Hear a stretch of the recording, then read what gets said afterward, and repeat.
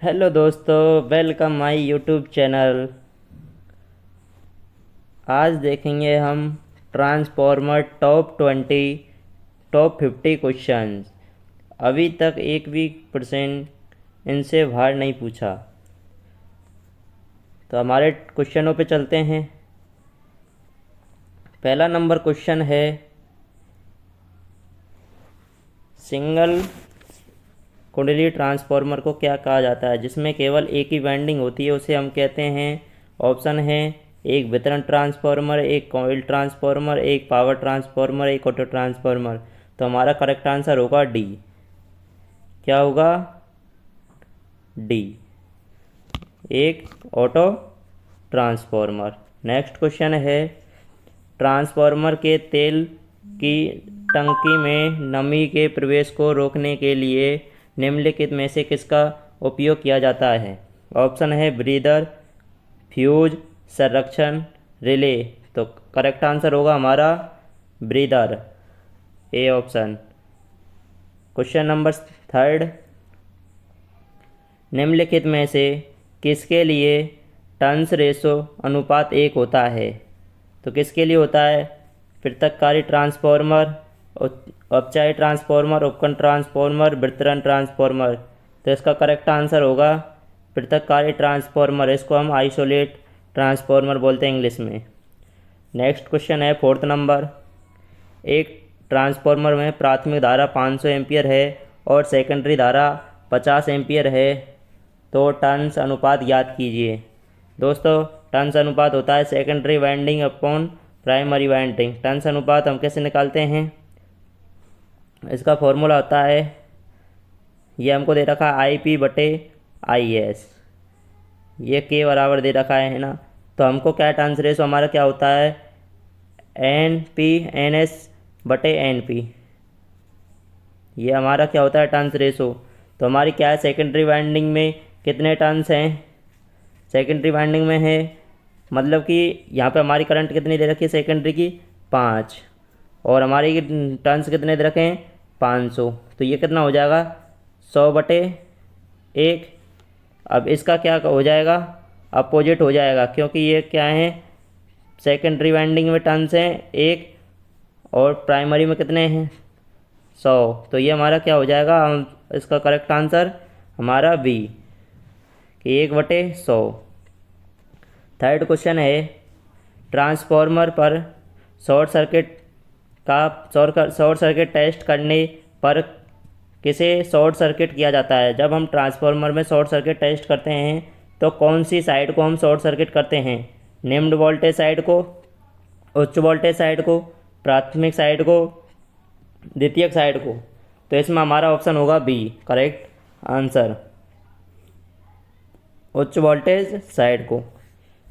Next question है 6 number, एक उच्चाई transformer मतलब कि स्टेप अप ट्रांसफॉर्मर क्या करता है? कम धारा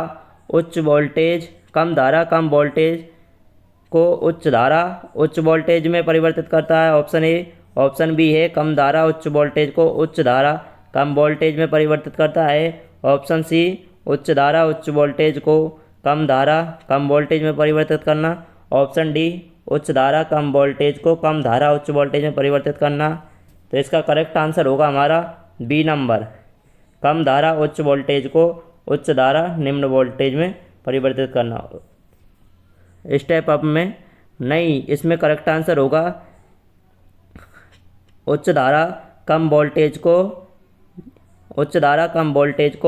कम धारा उच्च वोल्टेज में परिवर्तित करना। ऑप्शन हमारा डी नंबर करेक्ट हो जाएगा।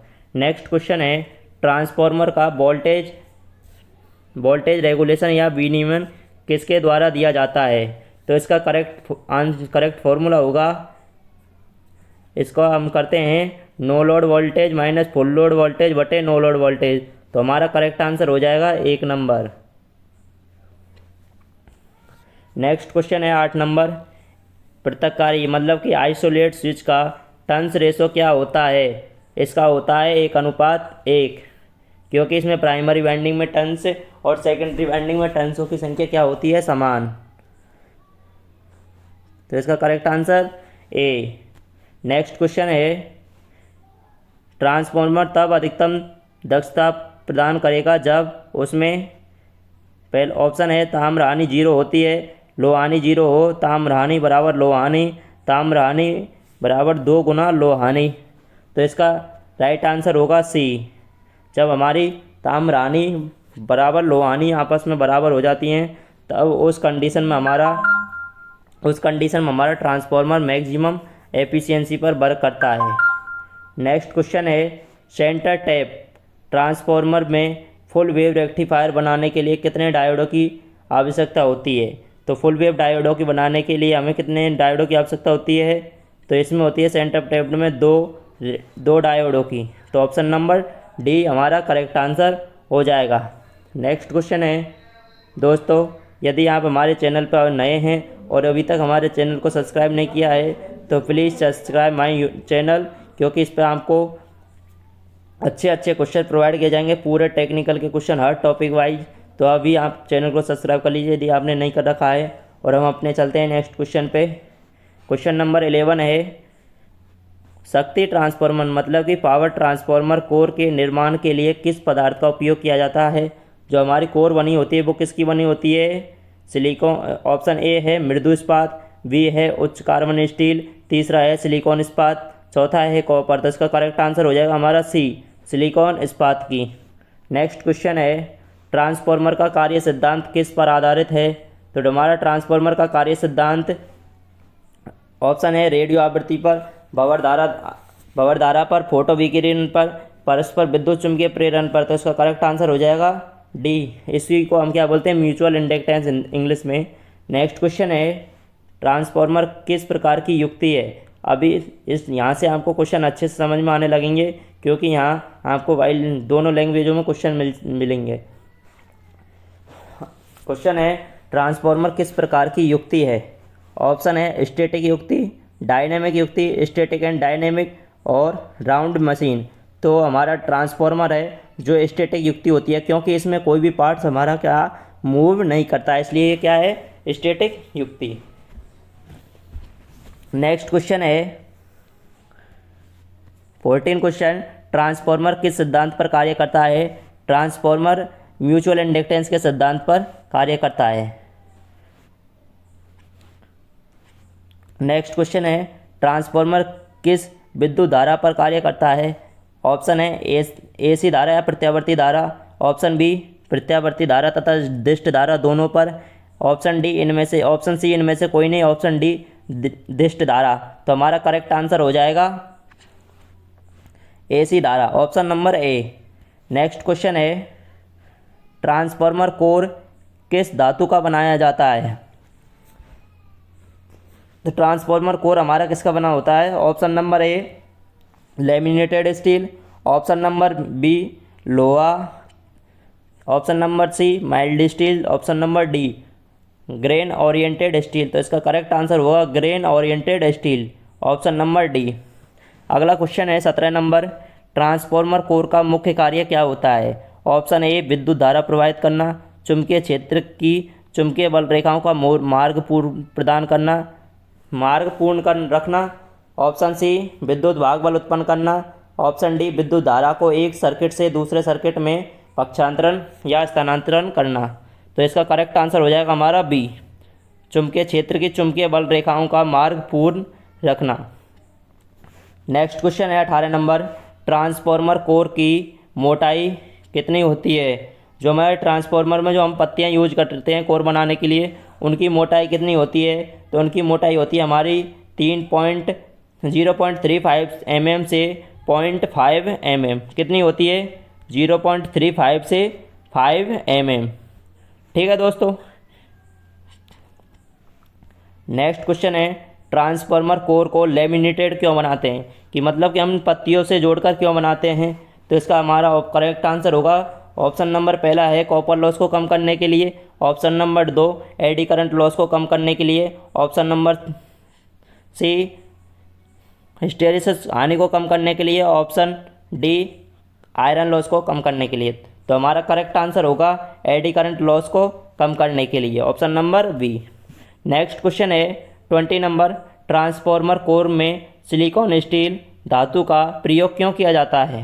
जो ट्रांसफार्मर की कोर बनाते हैं तो हम सिलिकॉन स्टील धातु का प्रयोग क्यों करते हैं? तो इसका ऑप्शन नंबर दे रखे हैं, हिस्टेरिसिस हानि को कम करने के लिए, ऑप्शन बी आयरन लॉस को कम करने के लिए, ऑप्शन सी कॉपर लॉस को कम करने के लिए, option D AD current loss को कम करने के लिए। तो इसका हमारा करेक्ट आंसर होगा ऑप्शन नंबर ए, हिस्टेरिसिस हानि को कम करने के लिए। नेक्स्ट क्वेश्चन है हमारा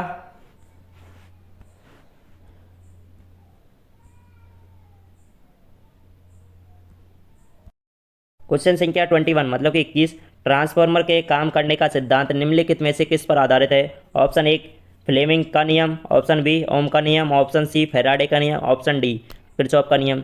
जो हमारा ट्रांसफार्मर होता है वो किसके नियम पर आधारित है? फैराडे के नियम पर। तो हमारा करेक्ट आंसर क्या हो जाएगा? सी।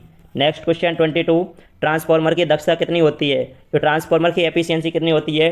ट्रांसफार्मर की एफिशिएंसी सबसे अधिक होती है कितनी? 90 से 98%, 90 से 98% ट्रांसफार्मर की एफिशिएंसी होती है। हमारा करेक्ट आंसर क्या हो जाएगा? सी।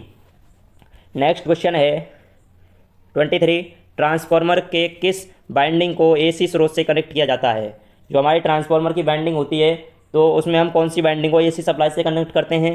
तो जो हमारी प्राइमरी साइड होती है उसको हम किससे कनेक्ट करते हैं? एसी सप्लाई से। और सेकेंडरी साइड से हम क्या करते हैं? लोड को कनेक्ट करते हैं। तो हमारा करेक्ट आंसर हो जाएगा डी, प्राइमरी बाइंडिंग को। नेक्स्ट क्वेश्चन है ट्रांसफार्मर के किस बाइंडिंग को लोड से कनेक्ट किया जाता है? तो इसका करेक्ट आंसर होगा ए, सेकेंडरी बाइंडिंग को।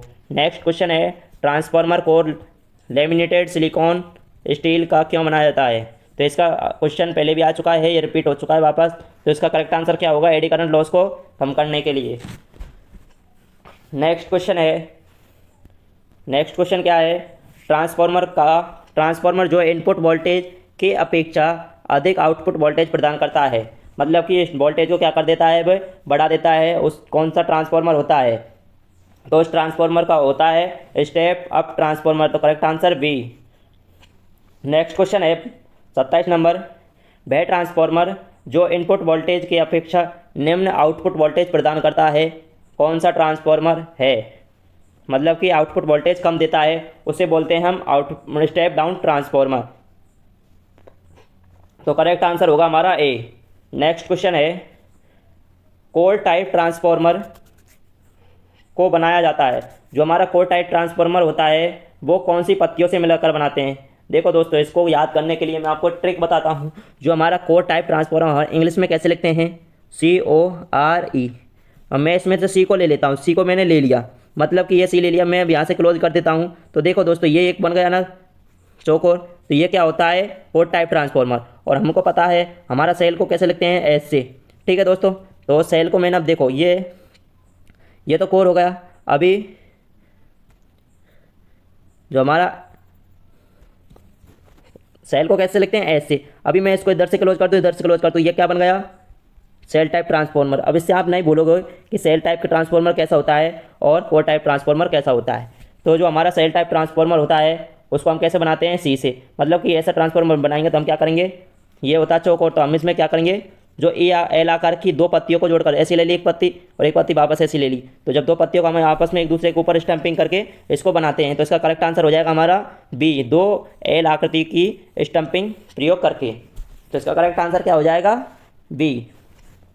नेक्स्ट क्वेश्चन है 29 नंबर, सेल टाइप ट्रांसफार्मर बनाया जाता है। जो हमारा सेल टाइप ट्रांसफार्मर होता है वो कैसा होता है? इस तरह। दोस्तों कैसे लिखते हैं सेल को? एस। तो मैंने इसको मिला दिया, इसको मिला दिया, ये देखो 3 बन गए, 1 2 3। तो इसको कैसे बनाते हैं? हम ई आकार की पत्ती ले लेते हैं और उसमें क्या ले लेते हैं? एक आई आकार की। तो ये कैसे बन जाता है? Shell type transformer. तो इसका करेक्ट आंसर हो जाएगा एक ऑप्शन नंबर ए, ई और वे आई आकृति की स्टम्पिंग प्रयोग करके। नेक्स्ट क्वेश्चन है 30 नंबर, कोर टाइप ट्रांसफार्मर में चुंबकीय परिपथ के कितने मार्ग होते हैं? तो कोर टाइप ट्रांसफार्मर में चुंबकीय परिपथ के लिए एक मार्ग होता है। ठीक है दोस्तों, अगला क्वेश्चन है सेल टाइप ट्रांसफार्मर में चुंबकीय परिपथ के लिए कितने मार्ग होते हैं? तो सेल टाइप में कितने होते हैं? 2। नेक्स्ट क्वेश्चन है वह ट्रांसफार्मर कौन सा है जिसमें केवल एक वाइंडिंग होती है? तो वह ट्रांसफार्मर होता है ऑटो ट्रांसफार्मर। यह क्वेश्चन वापस रिपीट हो चुका है। नेक्स्ट क्वेश्चन है ऑटो ट्रांसफार्मर किस सिद्धांत पर कार्य करता है? तो ऑटो ट्रांसफार्मर होता है जो हमारा किस पर कार्य करता है? सेल्फ इंडक्शन पर। ठीक है दोस्तों, किस पर कार्य करता है? सेल्फ इंडक्शन पर। सेल्फ इंडक्शन पर। सेल्फ इंडक्टेंस मत भर देना दोस्तों, स्वयं प्रेरण और स्वयं प्रेरकत्व में अंतर होता है, तो सही देख के आंसर क्लिक करना, सेल्फ इंडक्शन, इंडक्टेंस मत भर देना। नेक्स्ट क्वेश्चन है 34, ऑटो ट्रांसफॉर्मर का मुख्य लाभ क्या है। जो हमारा ऑटो ट्रांसफॉर्मर होता है उसका मुख्य लाभ क्या होता है। इसमें ऑप्शन है, इसमें कॉपर लॉस नहीं होता है, ऑप्शन बी क्ॉपर की बचत होती है, ऑप्शन सी आयरन की हानि, और ऑप्शन डी कोर की बचत। तो इसका करेक्ट आंसर हो जाएगा हमारा बी, कॉपर की बचत। नेक्स्ट क्वेश्चन है ऑटो ट्रांसफार्मर का उपयोग कहाँ किया जाता है। तो ऑटो ट्रांसफार्मर का उपयोग हम कहाँ पे करते हैं। ऑप्शन नंबर ए बिजली घरों में, ऑप्शन नंबर बी रेफ्रिजरेटर में, ऑप्शन डी वोल्टेज स्टेबलाइजर में, ऑप्शन डी वेल्डिंग मशीन में। तो इसका करेक्ट आंसर हो जाएगा हमारा सी, वोल्टेज स्टेबलाइजर में। ऑटो ट्रांसफार्मर से हम वोल्टेज को अपने रिक्वायर्ड के अनुसार हम प्राप्त कर सकते हैं। अगला क्वेश्चन है 36 नंबर, अधिक मान की वोल्टेज तथा विद्युत धारा मापन यंत्र में कौन सा ट्रांसफार्मर प्रयोग करते हैं। मतलब कि अधिक वोल्टेज और अधिक धारा को मापने के लिए हम कौन से ट्रांसफार्मर का उपयोग करते हैं। तो वो ट्रांसफार्मर होते हैं हमारे, ऑप्शन नंबर ए दे रखा है shell type transformer, option number B auto transformer, option number C core type transformer, option number D instrument transformer. तो इसका करेक्ट आंसर होगा हमारा डी, और इंस्ट्रूमेंट ट्रांसफार्मरों का उपयोग हम करते हैं। नेक्स्ट क्वेश्चन है हमारा, सीटी को किस नाम से जाना जाता है। मतलब कि जो हमारा सीटी ट्रांसफार्मर होता है उसकी फुल फॉर्म क्या होती है। तो हमारे सीटी ट्रांसफार्मर की फुल फॉर्म होती है, ऑप्शन नंबर दे रखा है shell type transformer, option number B current transformer, option C potential transformer, option D core type transformer. तो इसका करेक्ट आंसर होगा हमारा बी, क्या होगा बी, फुल फॉर्म क्या होती है, करंट ट्रांसफार्मर। नेक्स्ट क्वेश्चन है 38 नंबर, पीटी को किस नाम से जाना जाता है। तो पीटी की फुल फॉर्म होती है पोटेंशियल ट्रांसफार्मर। तो इसका करेक्ट आंसर क्या हो जाएगा, करेक्ट आंसर हो जाएगा हमारा सी नंबर। नेक्स्ट क्वेश्चन है 39, करंट ट्रांसफार्मर के सेकेंडरी वाइंडिंग में कितने मान की विद्युत धारा एमीटर द्वारा मापा जाता है। तो करंट ट्रांसफार्मर के सेकेंडरी वाइंडिंग में जो एमीटर द्वारा मापे जाने वाली धारा होती है वो कितनी होती है, 0 से 5 एम्पियर। कितनी होती है, 0 से 5 एम्पियर। तो इसका करेक्ट आंसर क्या हो जाएगा, 0 से 5 एम्पियर।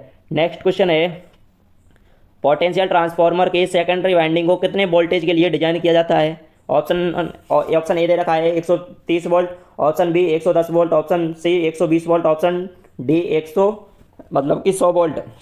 तो इसका करेक्ट आंसर हो जाएगा बी नंबर, 110 वोल्ट के लिए डिजाइन किया जाता है।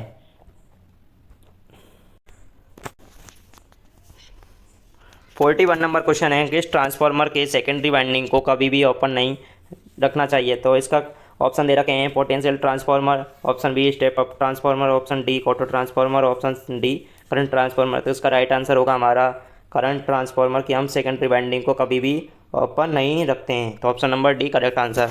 नेक्स्ट क्वेश्चन है, करंट ट्रांसफार्मर की प्राइमरी वाइंडिंग बनाई जाती है। तो करंट ट्रांसफार्मर की प्राइमरी वाइंडिंग होती है वो कैसे टर्न्सों की बनी होती है, वो होती है मोटे तार कम टर्न की। नेक्स्ट क्वेश्चन है, सेकेंडरी वाइंडिंग कैसे तारों की बनी होती है। तो हमारी सेकेंडरी वाइंडिंग होती है वो होती है पतले तार अधिक टर्न्स की। Next question 44, transformer potential transformer की प्राइमरी वाइंडिंग बनी होती है। तो इसका अपोजिट हो जाएगा करंट ट्रांसफार्मर का जो, तो इसका करेक्ट आंसर होगा पतले तार अधिक turns, option number D correct answer. Next question है, पोटेंशियल ट्रांसफार्मर की सेकेंडरी वाइंडिंग बनाई जाती है। तो इसका राइट आंसर हो जाएगा मोटे तार कम टर्न्स। नेक्स्ट क्वेश्चन, ट्रांसफार्मर के मेन बॉडी के ऊपर स्थापित होता है उसका नाम क्या है। Option A core, option B Buchholz relay, option C breather, option D conservator tank. तो इसका राइट आंसर होता है कंजर्वेटर टैंक। नेक्स्ट क्वेश्चन है, कंजर्वेटर टैंक का मुख्य कार्य क्या है। ऑप्शन ए मुख्य टैंक में तेल के स्तर को बनाए रखना, ऑप्शन बी चुंबकीय क्षेत्र उत्पन्न करना, ऑप्शन सी वायु में नमी के प्रवेश को रोकना, ऑप्शन डी अलार्म बेल को बजाकर चेतावनी देना। तो इसका राइट आंसर है ऑप्शन नंबर ए, मेन टैंक में ऑयल के लेवल को बनाए रखना। नेक्स्ट क्वेश्चन है, कंजर्वेटर टैंक में ट्रांसफार्मर ऑयल कितने स्तर तक भरा होता है। जो ट्रांसफार्मर कंजर्वेटर टैंक का होता है वो कितना भरा होता है। तो वो होता है 50%। ठीक है दोस्तों, कितना भरा होता है, लगभग 50%। नेक्स्ट क्वेश्चन, तेल में नमी के प्रवेश को रोकने के लिए किस युक्ति का प्रयोग किया जाता है। जो ट्रांसफार्मर ऑयल में नमी को अंदर जाने से रोकने के लिए हम किसका उपयोग करते हैं। Option number A breather, option B transformer oil, option C conservator tank, option D Buchholz relay. तो इसका राइट आंसर होगा ब्रीदर। क्या हो जाएगा? ब्रीदर। नेक्स्ट क्वेश्चन, ट्रांसफार्मर के ब्रीदर में क्या भरा होता है? Option A grease, option B खनिज तेल, option C silica gel, option D synthetic oil. तो जो हमारा ट्रांसफार्मर होता है उसके ब्रीदर में हम क्या भरते हैं? Silica gel. ठीक है दोस्तों please my YouTube channel subscribe. यदि आपने अभी तक हमारे चैनल को सब्सक्राइब नहीं किया है तो प्लीज़ सब्सक्राइब माई चैनल। ठीक है दोस्तों, नेक्स्ट क्वेश्चन पे चलते हैं। सिलिका जेल का कलर शुरुआत में कैसा होता है? जो सिलिका जेल का कलर है वो शुरुआत में कैसा होता है? शुरुआत में होता है सफ़ेद रंग का या पीले रंग का या नीले रंग का या गुलाबी रंग का। तो इस शुरुआत में होता है जब ये नमी नहीं सूखता तो उस टाइम होता है इसका रंग नीला। क्या होता है? नीला। और जब ये नमी सूख लेता है तो उसके बाद में हो जाता है इसका रंग हल्का गुलाबी। तो नमी सूखने के बाद में सिलिका जेल का रंग कैसा हो जाता है? हल्का गुलाबी। ठीक है दोस्तों, और नेक्स्ट क्वेश्चन है, बुकोल्ज रिले किस प्रकार की रिले है? जो बुकोल्ज रिले होती है वो कौन सी रिले होती है? ऑप्शन ए ऑयल संचालित relay, option B smoke relay संचालित रिले, ऑप्शन सी स्टीम संचालित रिले, ऑप्शन डी गैस संचालित रिले। तो इसका राइट आंसर है ऑप्शन डी गैस प्रचालित relay. Option number D is right answer. Next question 54 number, transformer के EMF equation का formula क्या है? तो ट्रांसफार्मर में ईएमएफ इक्वेशन का फॉर्मूला क्या होता है? तो इसका फॉर्मूला होता है 4.44 FN। ठीक है दोस्तों, 5 एन नहीं लिख देना, 5 एन मत भर देना। तो इसका राइट आंसर हो जाएगा ऑप्शन नंबर सी। क्या हो जाएगा? Option number C is right answer. Next question, transformer के ट्रांसफॉर्मेशन रेशो का फॉर्मूला क्या होता है? तो इसका राइट आंसर हो जाएगा option number A, secondary winding का ईएमएफ बटे प्राइमरी वाइंडिंग का ईएमएफ बराबर सेकेंडरी वाइंडिंग के टर्न्स बटे प्राइमरी वाइंडिंग के टर्न्स, या प्राइमरी वाइंडिंग की करंट या सेकेंडरी वाइंडिंग की करंट। ठीक है दोस्तों, नेक्स्ट क्वेश्चन है, ट्रांसफार्मर के समांतर संचालन की शर्तें नहीं है। मतलब कि जब हम पैरेलल ऑपरेशन करते हैं तो उसमें की शर्त में से कौन सी शर्त इनमें से नहीं है? तो ऑप्शन नंबर ए समान पोलैरिटी, ऑप्शन बी समान वोल्टेज अनुपात, ऑप्शन सी समान ट्रांसफार्मर आकार, ऑप्शन डी समान फेज क्रम। तो इसका राइट आंसर हो जाएगा सी। ये हमारा हम देखते नहीं है कि ट्रांसफार्मर की आकार कौन सा है। ठीक है दोस्तों, नेक्स्ट क्वेश्चन 57, ट्रांसफार्मर पर ओपन सर्किट टेस्ट किस लिए करते हैं? तो ट्रांसफार्मर जो हम ओपन सर्किट टेस्ट करते हैं वो करते हैं हम कोर लॉसेस को ज्ञात करने के लिए। और शॉर्ट सर्किट किसके लिए करते हैं? शॉर्ट टेस्ट किसके लिए करते हैं? कॉपर लॉसेस के लिए। किसके लिए करते हैं? कॉपर लॉस के लिए।